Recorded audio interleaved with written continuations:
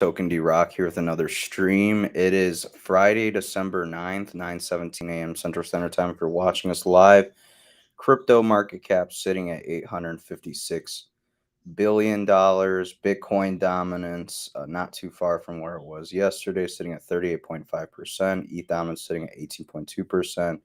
So you can see Bitcoin has come up a little bit. Sitting right now below 17,200, ETH at 1275, Binance coin right about 290, Dogecoin 9.7 cents, Cardano 31.3 cents, Matic 92 cents, Chainlink 695, Cosmos 972. Taking a look at the Dow Jones, you guys, it does look like we are headed lower for the day, but we could see some sort of here on the shorter time horizon. Maybe later in the day we rally upwards. Personally, I think with PPI data coming out, which we're going to go over later in today's stream, along with CPI data coming out in a few days, Federal Reserve potentially doing a 75 or 100 basis point rate hike. I think the markets are fizzling out, so to speak, losing steam. With Bitcoin, we can see that we were retesting these lines of support right around 16,750, 16,800, and we have rallied up to roughly 17,200. Bulls got it as high as roughly 17,360, but ultimately now we're retesting lines of support right above 17,150. Taking a look at the 1 minute chart, we can see there if you had a wick up to here, that was a decent time to take a little bit of profits because Bitcoin was overbought. Taking a look at the daily chart, we are forming a candle that is higher than the previous set of candles, but will it hold? Is this a fake out before we potentially go significantly lower? I'm not exactly sure. Not financial advice, but be prepared for anything. DXY, dollar strength index.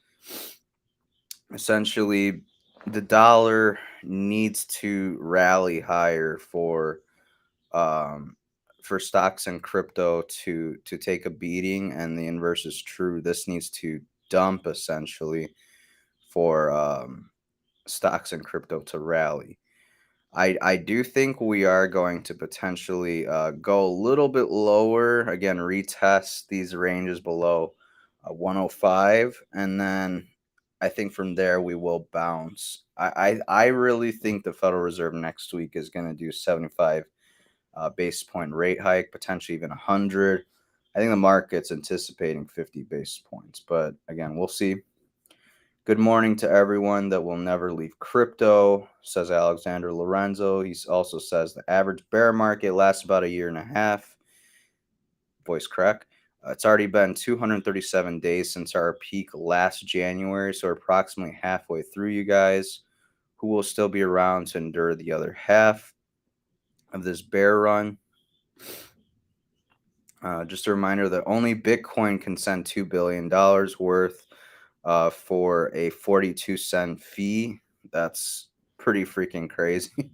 I can't even comprehend that. Like 42 cents. That's all it costs to send $2 billion on the Bitcoin Lightning Network. Pretty astounding stuff. Satoshi Nakamoto on the difference between Bitcoin and fiat exactly 13 years ago. Lost coins, referring to Bitcoin, can never be recovered, and the total circulation is less. Since the effective circulation is reduced, all the remaining coins are worth slightly more. It's the opposite of when a government prints money and the value of existing money goes down. Gotta love the creator's vision with Bitcoin, Satoshi Nakamoto. Again, we don't know exactly who that is. It could be a singular person, or it's more likely a collective of sorts. Michael Saylor says by 2024, you might see the Bank of America's and JP Morgan's buying Bitcoin. Wholeheartedly agree. I think we're going to see institutions hop in big time in 2023, the beginning of 2024, ahead of the Bitcoin halving, because they see what's coming. The Bitcoin being mined is going to be halved in, I believe, April or May of 2024. So anticipation of that, I think we will see big banks start hopping in. If you got paid $1 million to leave crypto, guys, would you do it? I certainly wouldn't, but um, what should I do with 1 million, which I can't invest in crypto? Yeah, I'd give it to my kids and tell them to buy crypto so we can all live good. This guy found a loophole. Shh. Yeah, if I were to do that, I certainly would give it all to my friends and family members. Just, you know what? Stack some Bitcoin. Give me a few later on for giving you the million or whatever, and we'll call it a day. Breaking news: FTX scandal continues. Turns out Kevin O'Leary got paid $15 million to promote the failed crypto exchange that robbed him of his $11 million investment. Just goes to show that most things that get heavily promoted in the crypto space are usually just paid shills. Wholeheartedly agree. Three Arrows Capital founder says FTX/Alameda Research hunted their positions, which led to the firm's bankruptcy. Huge if true. I'm kind of curious as to whether there's some way to validate or verify this, because if this were true, it would be pretty damning for FTX and Alameda. Kathy Wood says we need a Bitcoin ETF. It would have saved a lot of people from the FTX collapse. And as we all know, Gary Gensler, head of the SEC, he used to work for this gentleman at MIT, and that gentleman happens to be the father of Caroline Ellison, the CEO of Alameda Research. I wholeheartedly agree with Kathy Wood. We would have prevented potentially billions of dollars being lost to, thanks to the likes of SBF and Caroline Ellison, Alex Mashinsky, etc. The Bitcoin ETF, if approved by Gary Gensler, would have saved a lot of people a lot of money. But as we all know, politics is a game to politics is a game to most people, including Gary Gensler. He just wanted to get rich. That's all it boils down to. Based on the up-to-date communication from the Voyager UCC, we know at least 4 groups are still interested in Invest Voyager. Binance is one of the INX group is another. Crosstower_EX is another, and Wave Financial. Just kidding. It's based on Twitter profiles and article leaks. Yeah, so don't buy into this whole narrative that these are the companies that are going to save Voyager, because it could be a load of horse shit. So better safe than sorry. Don't anticipate any of your funds back at this point in time until they've laid out a clear, decisive plan about what they're going to do, what actions they're going to take to make some of us customers whole, or at least take a 50-70% haircut on the assets we bought. Mike Alfred points out more than 70% of Binance reserves are in BNB, BUSD, and Tether. This is a literal disaster waiting to happen.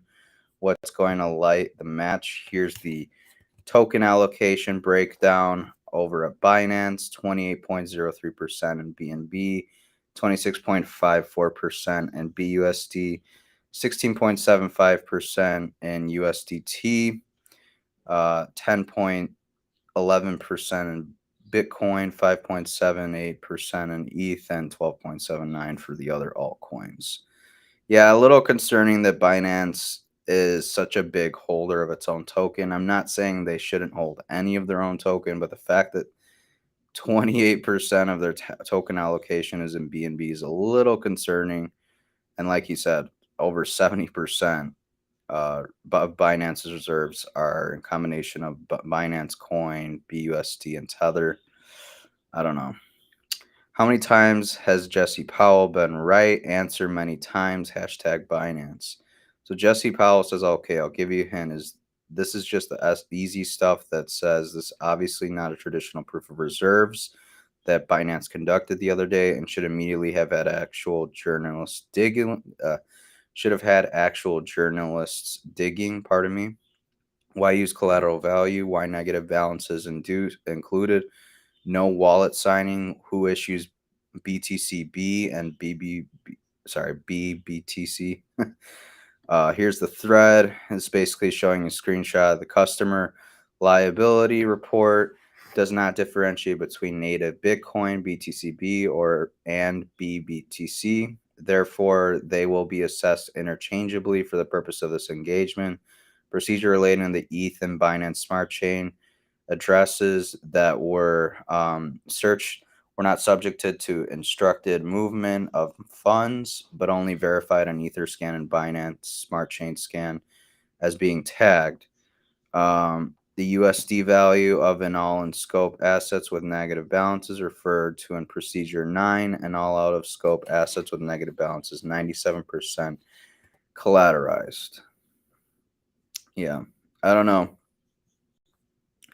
I certainly I am using Binance US at this current point in time, but I am not keeping more than maybe like a few $100s worth on that exchange at a given time. Basically, just having some cash on the side, take advantage when we do go lower, just and also to DCA. So I have a tiny amount of Bitcoin on there and a little bit of cash, but that's about it. Nothing like I was 6 to 12 months ago, where I had hundreds, if not potentially thousands of dollars just waiting in queue to pump in the market. Such definitely not doing that moving forward, considering all the uncertainty these exchanges. Coinbase is offering you to switch to a trusted stable coin, USD coin, USDC. Now convert Tether USDT to USDC with zero fees. Dylan Leclerc says, the eyes emoji with a bag of popcorn. Digital Asset News weighs in, saying Coinbase wants to switch from Tether. Interesting, regulations will be coming fast now. Simon Dixon says, nice feature. If you convert to USDC, it may take a lot to get it off due to regulations. Not a shame. It's not same as USDC, USDT, and self custody. In case you want to return to self custody after disclosure, I'm a shareholder in Coinbase and Bitfinex and Circle app through Bank to the Future. Yeah, that's a little concerning. It may take a lot to get off due to regulations. I'd be a little concerned about doing something like this. I probably just traded my USDT for some Bitcoin or something if I'm looking at potentially doing this. I think I'd do just transfer Bitcoin. Serious, what crypto coin do you think is for sure a 3 to 5 year hold? Let me know down below in the comment section, you guys, coming from Altcoin Daily. Bitcoin is the most decentralized digital asset, you guys. These are the runner-ups. The Nakamoto coefficient measures decentralization and represents the minimum number of nodes required to disrupt blockchain's network. So based off of these, not off of these top layer ones, the most quote unquote decentralized blockchains, quote unquote, include Ethereum, Solana, Cardano, and Avalanche. As we can see towards the bottom is Phantom, Polygon, Tezos, and Elron. Personally, I don't think ETH I don't think ETH is as decentralized as many people claim and think. The same thing with Solana. Very centralized. As we saw, the network went down several times. That's a bit concerning. That shows you just how decentralized it really is.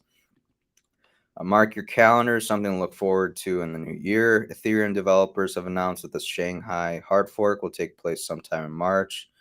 Highly anticipated update will allow Ethereum validators to start and stake and claim ETH rewards. Shanghai hard fork will introduce an upgrade that will make Ethereum layer 2 scaling solutions faster.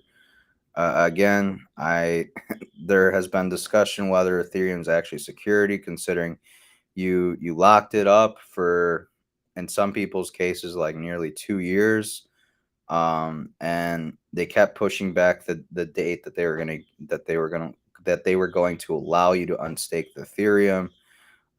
So a lot of uncertainty surrounding Ethereum. Personally, I'm not much of a fan of Ethereum, but to each to their own. Polkadot active developers versus dot price, as we can see from the onset of the bull market, the number of active developers on the Polkadot network has increased significantly, even with price dropping below $5 in some cases. So good for Polkadot. Seems to be that there are many developers that are continuing to develop on the platform, even with the price down so low. So that's good to see. Again, we want to see projects doing a lot during the bear market. Those are the ones that are going to succeed during the bull market when it swings around in 2024, 2025. Jim Cramer says XRP, Solana, and Dogecoin are all cons. Just remember, this man has no idea what he's saying. You should do the exact opposite of what he says. Personally, out of these three, I'm rocking Dogecoin, and that's about it. Bitcoin mining industry's power consumption could double this year, according to the Russian Ministry of Energy. Again, more and more countries looking to take advantage of Bitcoin miners, while a lot of miners are capitulating and selling their miners. Certain countries like Russia are looking to take said miners and use them to their benefit, and mine some Bitcoin. Staying on the topic of Russia, Putin says if consumers determine oil prices, the oil industry will fail. He also says we will consider reducing oil output, and if they reduce oil output, you better believe prices will go higher. Putin on contacts between special services of Russia and the United States. Biden has suggested it. Putin also says the oil price caps correspond to the price at which we will sell our oil. Um, Personally, I'm not exactly. I'm kind of like confused with this statement because he was negatively talking about the price caps that was being put forward by Western nations, and he said, "Well, you guys can make your price cap be the ceiling, but my floor is going to be up here." So I think more or less we can assume that Russia is going to slow production a little bit with oil, and prices will increase as a result. Again, here in the United States, I think in the next 3 to 6 months, at least where I'm at, probably going to be seeing $5 to $6 a gallon again, right outside Chicago. But again, time will tell. Putin says decree responding to oil price cap may uh, decree responding to oil price cap will be announced in the coming days. We'll see what happens. This guy says waiting to sober up because there was a clip of Putin drinking, and typically when he drinks at events and stuff, he doesn't like to speak to the press. Apparently, he was very adamant about speaking to the press on that occasion. EU sanctions against Russia have largely spared its own economies. Honestly, is this a joke? They call it breaking news because it's news to anyone paying attention. I don't know how they can make such a claim. If anything, EU sanctions along with the US sanctions has just hurt the West by and large significantly. And people in Europe in many cases this past year were paying 5x of what they were used to for oil, if not 10 times the price they were used to. So um, I don't know what they're smoking, but it must be pretty good if that's what they're seeing. Just 12 hours after Biden spoke at a gun violence vigil, he freed a notorious criminal arms dealer. If you guys weren't aware, essentially Russia and the U.S. brokered a deal to where Brittany Griner, WNB player essentially had pot on her in Russia all the way back, I believe, in February or March. She was detained as a result. She was imprisoned for, I believe, she was going to serve a sentence, I believe, like 8 to 10 years, I believe. But ultimately, the U.S. and Russia brokered a deal in exchange for Brittany Griner. Biden's administration handed over this gentleman who's known as a Russian arms dealer. Some people claim he's one of the most dangerous men on earth. I can't verify that claim, but it seems like we got a pretty shitty end of the stick, if you ask me. Um, this is just a quote from an issue regarding this arms dealer from Russia. Long prison term still awaits, however. On March 12th, Bout, who turned 45 not long ago, will receive a sentence of between 25 years and life prison. They will try to lock me up for life, Bouts told me, but I'll get back to Russia. I don't know when, but I'm still young. Your empire will collapse and I'll get out of here. And lo and behold, with about 10.5 years later, the man the man got what he wanted. He got out for free in exchange for a WNB player. Doesn't it speak volumes that Joe Biden is so concerned about a WNB player being jailed over pot in a foreign country, but meanwhile, here in the United States, many people, especially in red states, are being convicted over petty pot charges. Like, just let that sink in. You're focused on another country instead of focusing on your own. Like, what gives? After releasing one of the biggest arm dealers in the world back to Russia, I don't ever want to hear the word gun control spewing from any Democrats' big pie holes again. While I do wholeheartedly agree with this comment, I think they're, again. I'm not an absolutist. I think a smidgen of regulation is warranted because we don't need deranged people getting fire weapons. But again, that opens the door to where, okay, well, who decides who's mentally fit and who's not? Is it a panel of politicians who assess whether you are capable of possessing a firearm or not, or is it a a group of people from the NRA? Like, no one knows. So while I do think most gun laws are infringement on the Second Amendment, I do think a little bit of regulation can go a long way. That's not to say we need to overhaul the system right now as is, because as we see, we just gave Russia their big arm dealer back. So that's always great. In other news, China's president Xi Jinping says to fully utilize the Shanghai Oil and Gas Trading Center platform, oil and gas trade settlement will move forward in yuan instead of dollars. So again, more and more countries are looking to move away from the U.S. dollar as a reserve currency of the world. China and Russia being the two big actors, along with Brazil, Iran, South Africa, etc., and other countries are following suit.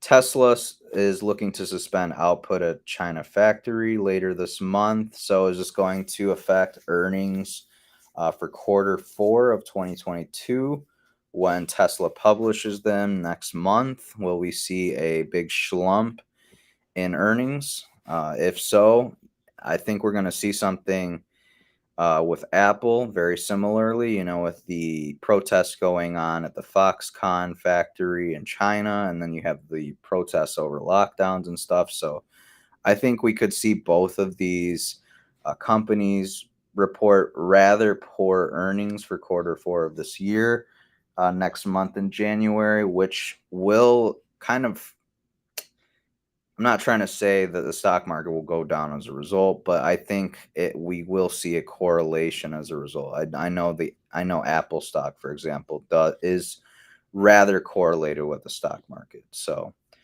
again, prepare for pain.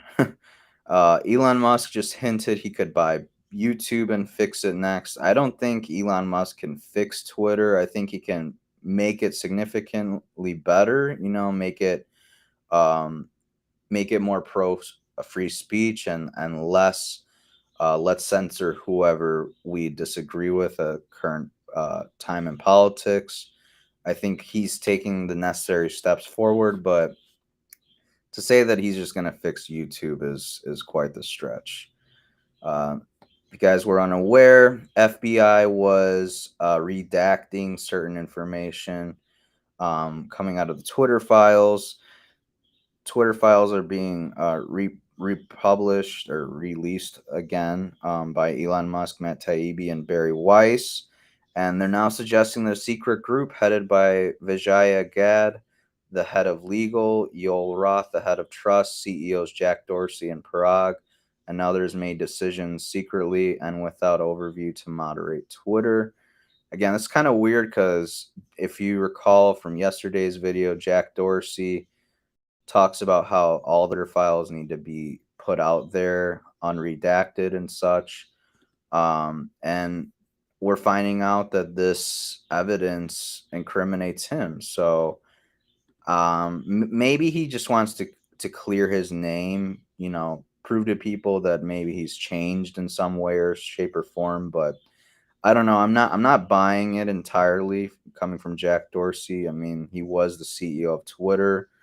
Um, censored a lot of people, so I don't know. Maybe he's changed in some way, shape, or form. Jack Posobiec says breaking Twitter secretly blacklisted professors who argued COVID lockdowns would harm children. Just let that sink in, you guys. If you question the science, the quote unquote science that they were feeding us via media, via propaganda from the CDC, etc. You if you questioned it, if you put something out that was different from the narrative, you were suppressed, as we're finding out via the Twitter files. Those saying lockdowns and school closures made sense in 2020 because we were doing the best we could with limited information. Should be the loudest decrying censorship and deplatforming of dissident scientists during the pandemic. Are they? No. Consensus is easy if you silence disagreement. And that's what they tried to do. They tried to silence and censor disagreement to make everyone perceive that everyone's on board with this. They're now mocking you. Tampa Bay Times says more deaths among vaccinated Americans are not a reason to avoid vaccines. Experts say, where have we heard this line? I feel like I've heard this line thousands of times ever since the pandemic has started. What we've learned is experts know very little or they're super negligent and they know exactly what they're doing and they're trying to hurt and harm a lot of us. Denmark ends isolation requirement following positive test and drops special status of COVID in comparison to other diseases such as the flu. Good on Denmark. Good on Denmark. I'm glad to see more and more countries take the initiative and realizing that COVID isn't as dangerous as we were once led on to believe. Denmark, I believe Sweden, and a few other countries like Japan are making the right steps forward. In other news, PPI is at 7.4%. Taking a look at the data, PPI is down roughly 0.7% from the month of October.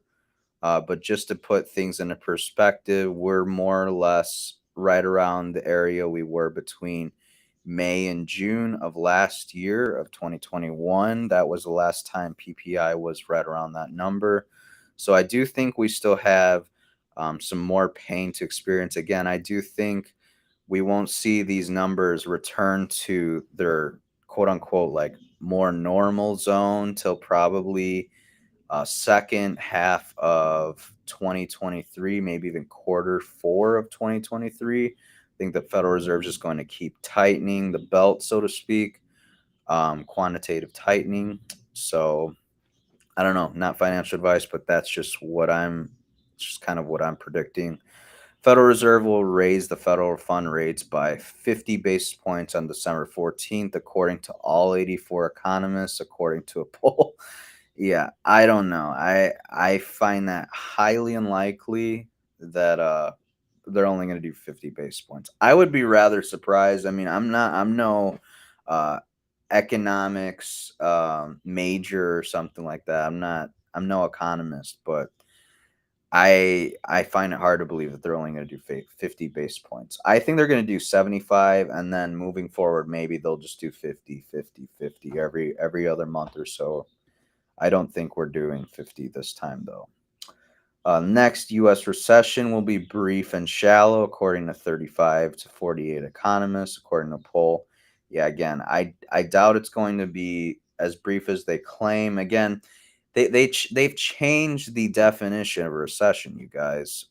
Recession is defined by 2 quarters of negative growth. We're already there. We're going to find out, in January that this quarter was -2.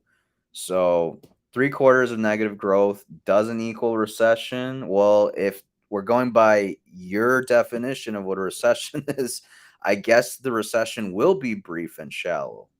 Maybe shallow for everyone that's you know been in these stocks for a long time. It goes nowhere near their cost basis average or whatever. I mean, maybe it'll be brief and shallow again, maybe by their metrics and their definition.